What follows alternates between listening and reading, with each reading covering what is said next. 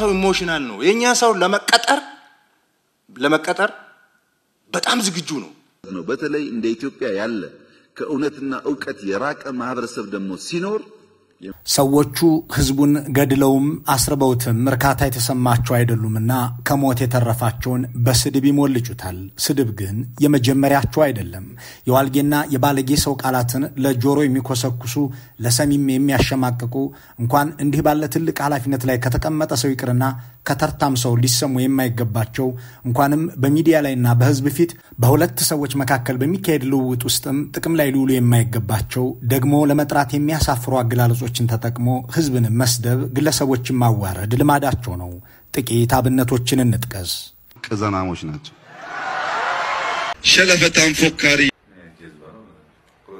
እንኳን ህዝብን መራለሁ ብሎ ለተቀመጠ ሰው ይቅርና ለማንም ቢሆን እንዲህ ያሉ አዋራጅ ስድቦች ተሳዳቢውን የሚያቀሉ ናቸው እነዚህ ተሳዳቢዎች በአንድ ወቅት ደግሞ ስድብ የሰነፍ ቋንቋ ነው ይሉ ነበር እብሪት ትንኪት ስድብ ይሄ ሁሉ የሰነፍ ቋንቋ ነው ስድብ የሰነፍ ቋንቋ ነው ይሉ የነበሩት እነዚህ ገዢዎች ዛሬም በስድባቸው ገፍተው መላ የኢትዮጵያ ህዝብ ቀጣፊ ነው ይላሉ ያገሩ ሰው በሙሉ እውነትም ዕውቀትም የለውም ብለው ይዘልፉታል ንቅልነህም ይሉታል የሚመሩት ህዝብ ወይም ልንመራው ተቀምጠናል የሚሉትን ማህበረሰብ በህዝብ ደረጃ ለመዝለፍ ያበቃቸው ምክንያት ምንድነው የሚለው ጥያቄ ምላሹ የሚገኘው ከስነ ልቦና ሰፈር ውስጥ ብቻ አይመስልም ስድብ የሰነፍ ቋንቋ ነው የሚለውን የነሱን ትርጓሜ ለራሳቸው እንዳለ ከመጠቀም አልፈን ከተሳዳቢነትና ዘለፋ ውስጥ አንድ አቅም ማነስ ደግሞም ችሎታ የለሽነት ሊመዘዝ እንደሚችል እንፈልግ አገር ለማስተዳደር ካለመቻል የሚመነጭ አንዳች ፖለቲካዊ ጉዳይ ከዚህ በተጨማሪ ደግሞ የኢታማዦር ሹሙም ሆነ የጠቅላይ ሚኒስትሩ ዘለፋዎች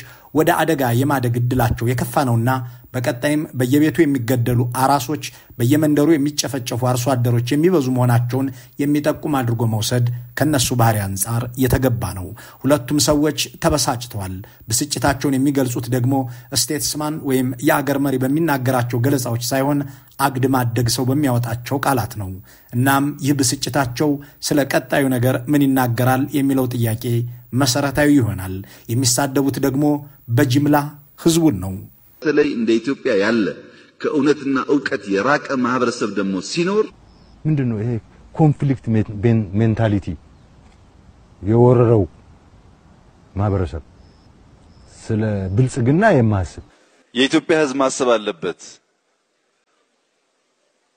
አለበት ኢትዮጵያ ህዝብ ማሰብ መጀመር አለበት ልማት አለ ይሄ ልማት ደግሞ ዓለምን እያስደመመ ነው ያለው ባካችሁ አይናችሁን ግለጡ ዓለም እኮ የተደነቀ ያለው በኢትዮጵያ ስራ ምን ለምን ትገረማላችሁ ወይም እኛ አልተናገርናቸው ወይም እናንተ ማየት አልፈለጋችሁ እናንተ ሲባል ደፍን ኢትዮጵያ ማለት ነው እናንተ ብቻ አይደላችሁ ማመስገን የሚባል የለም ማልቀስ ብቻ አልቃሽ ህዝብ ደግሞ አይሻገርም የሌላ ሀገር ሰው እኮ እንደዛ አይደለም የኛ ግን በጣም ተቀጣሪ ነው ቀበሌውና ስለቤተሰቡ የሚያላዝን ህዝብ ነው ያለው ኢትዮጵያ ውስጥ ባለቤት ያጣች አሳዛኝ ሀገር ናት ኢትዮጵያ ብልጽግናዎች አገር መምራት እንደማትችሉ 7 ዓመት ሙሉ ታያችሁ ሲባሉ አገር መምራት የምንችል መሆናችንን እናሳያችሁ ብለው ህፃናትን ለመግደል ድሮን ቅዳሴ ላይ የቆመን ምእመን ለመጨፍጨፍ መድፍ እንደሚልኩ አሳይተዋል አገር መምራት ማለት ሰውን ከነነፍሱ ያቃጠሉ በዳቦ እንብላቸው ወይስ በእንጀራ የሚል ወታደርን ማሰማራት ይመስላችኋል በመቶ ሺህ የሚቆጠሩ እህቶቹንና እናቶችን የሚደፍር ጦር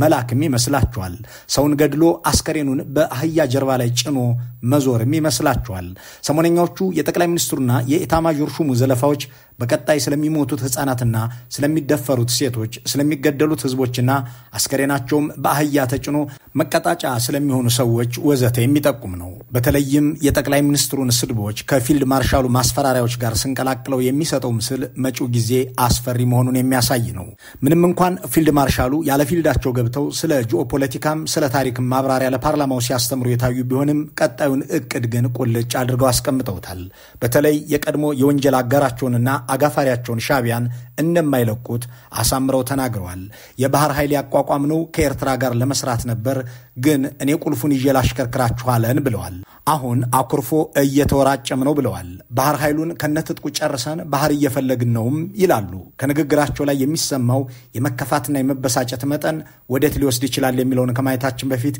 ፊልድ ማርሻሉ ያለ ፊልዳቸው ገብተው ስለ ምስራቅ አፍሪካ ዲፕሎማሲ ሲተነትኑ ቆይተው ቀጣናው የተበጠበጠ ነው ተረግሞ ነው መሰለኝ ያሉትን ሐሳብ እናስከትል ቀጠናው ተረግሞ ነው ወይስ ምን ሆኖ ነው አላቅም። በጣም የተበጠበጠ ቀጠና ነው።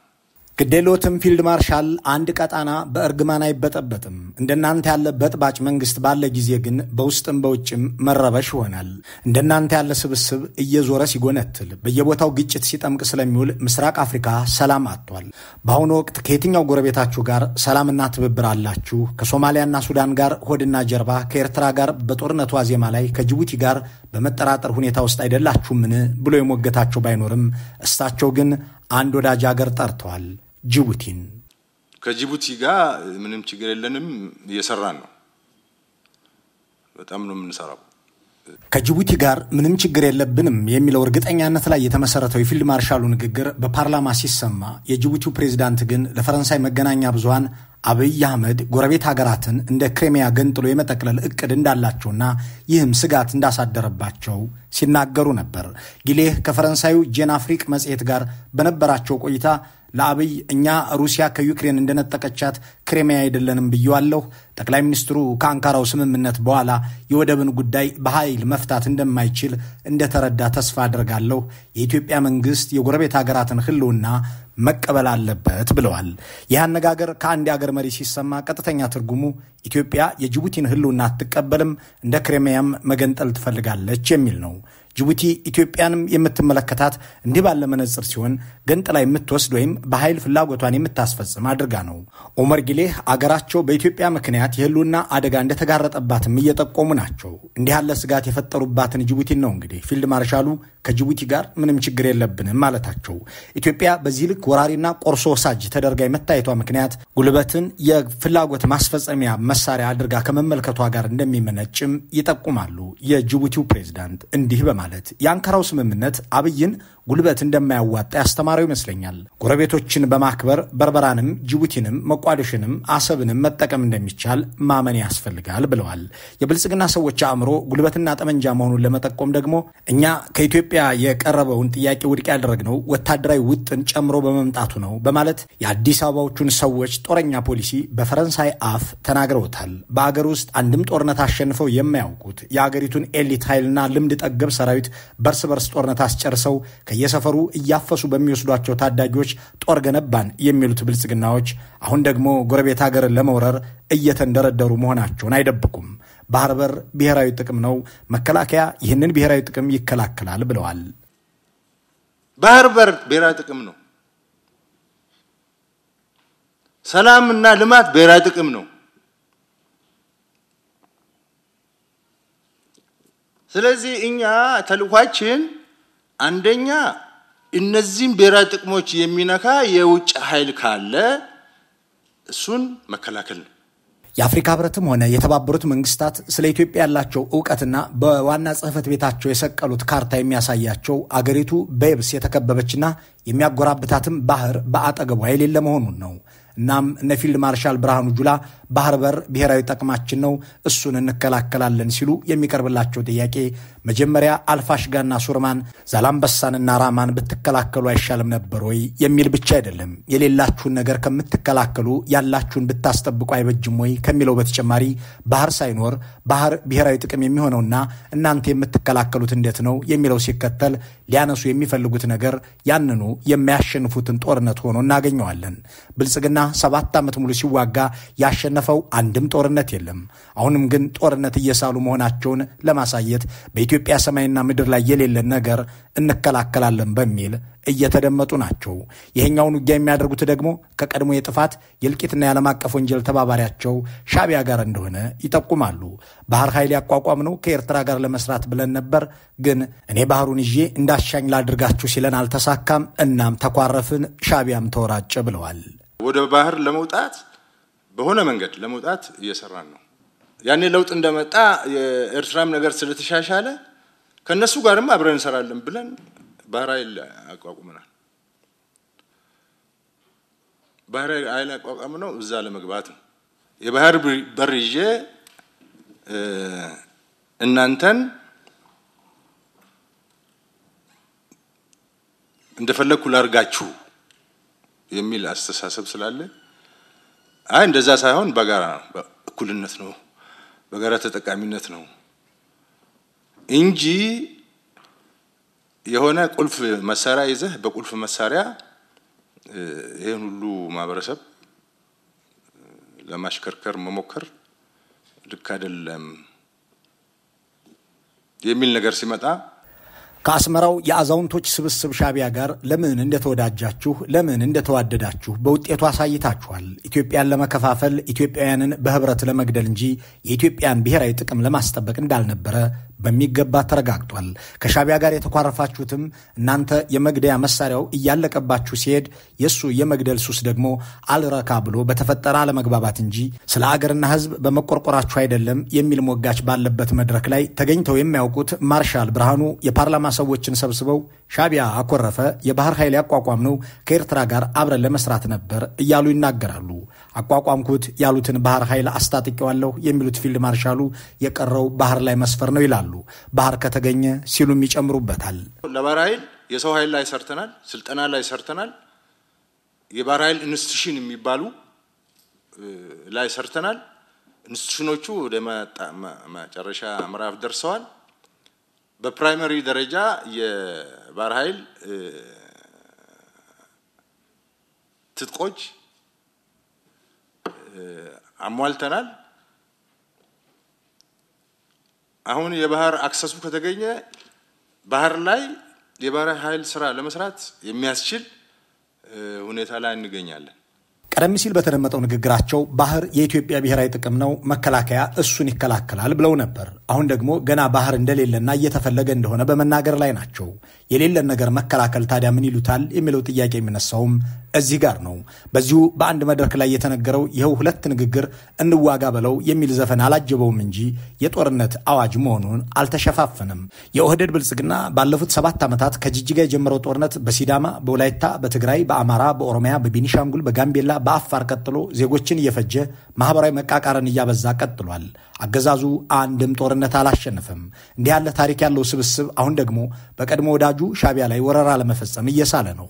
አዲያሎና 4 ኪሎ፣ አስመራና አዲስ አበባ ሁለት ለአገራቸውና ህዝባቸው ግድ የሌላቸው አገዛዞች የተቀመጡባቸው ቦታዎች ቢሆኑም እነዚህ ኃይሎች ወደ ውጊያ ቢገቡ አሁንም የሚያልቀው የሁለቱ አገር ድሃ እንጂ እነሱ እንዳልሆኑ ከቀደመ ታሪካቸው መረዳት ይቻላል።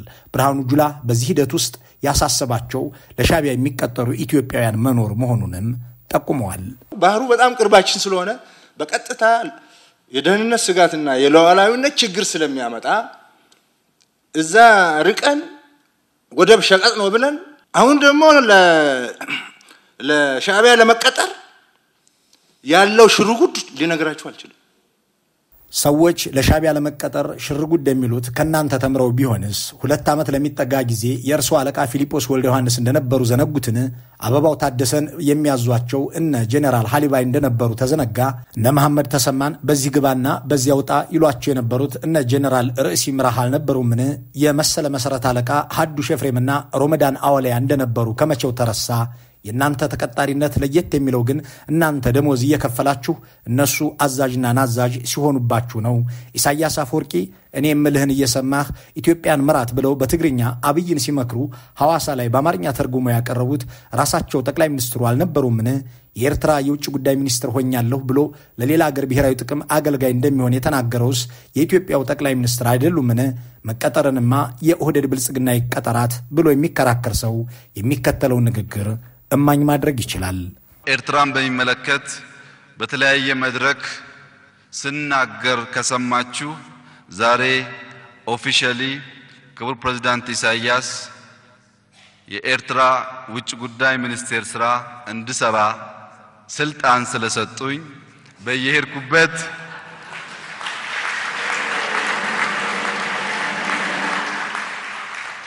አቶ ኡስማን ወክዬ ከሰራው የሥራ መዛባት እንዳይመስላችሁ። ሻቢያ ቀጥሮት ኢትዮጵያን ያወደመ መንግስት በኢትዮጵያ ውስጥ ከኦህዴድ ብልጽግና በፊት አልነበረም። ተቀጣሪነት እንዲህ በየፈርጁ አሰማርቶ ሲያዛቸው ከኖረ በኋላ ዛሬ ደግሞ ለሻቢያ ለመቀጠር ሽርጉድ በዝቷል ይላሉ። መንግስታዊ ስልጣንን ያህል ነገር እጃችሁ አስገብታችሁ ለሻቢያ መላላኪያነት የተገለገላችሁበትን እናንተን ያየ ሁሉ መቀጠርን ከእናንተ ተምሮ ቢያደርገው ለምን ይገርማችኋል የሚለውን ጥያቄ አንስተን ወደ አገር ውስጥ ጉዳይ ስንመለስ ፊልድ ማርሻሉ በኦሮሚያና አማራ ክልል 90% አሸንፈናል ሲሉ እናገኛቸዋለን። ጥያቄው ጥያቄው 10ሯስ መቼ ነው የምትጨርሷት የሚል አይደለም። ካሸነፋችሁ ታዲያ ስለምን አሜሪካም አውሮፓም ድርድር አድርጉ ሰላምም አውርዱ ይሏችኋል? ለምንስ ህዝቡ ሰላም አጣሁ እያለ በየመድረኩ ለእናንተው ይናገራል? ለምንስ ምርትና አገልግሎት ይቋረጣል? ወዘተ ከሚሉትም ጥያቄዎች በተጨማሪ ለምን ወታደሩ ሴት ከሚደፍርበት ህፃን ከሚገድልበት ደም ከሚቃባበት መንደር ወጥቶ ወደ ካምፕ አይገባምና ምክክር አታደርጉም የሚል ሐሳብ ያላቸውን ሰዎች ፊልድ ማርሻሉ ክፉኛ ይበሳጩባቸዋል፣ ይሰድቧቸዋልም። ብዙ ሰው ምን ይላል? መከላከያ ለምን ወደ ቦርደር አይሄድም? በውስጥ ግጭት ምን ያደርጋል ብሎ ጥያቄ ይጠይቃል። አንተ ንቅል ነህ በሉት። ንቅል ነህ።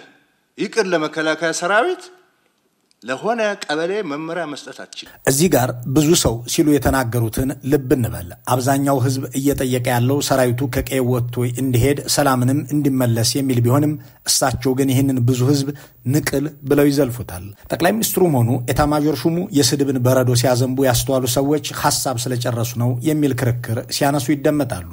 ይሁን እንጂ ወትሮም ተሳዳቢ ነበሩ፣ ሲጀመርም ሐሳብ የላቸውም የሚለው ሌላ ሐሳብ የሚያቀርቡ ሰዎች በማስረጃ መሞገት ይችላሉ።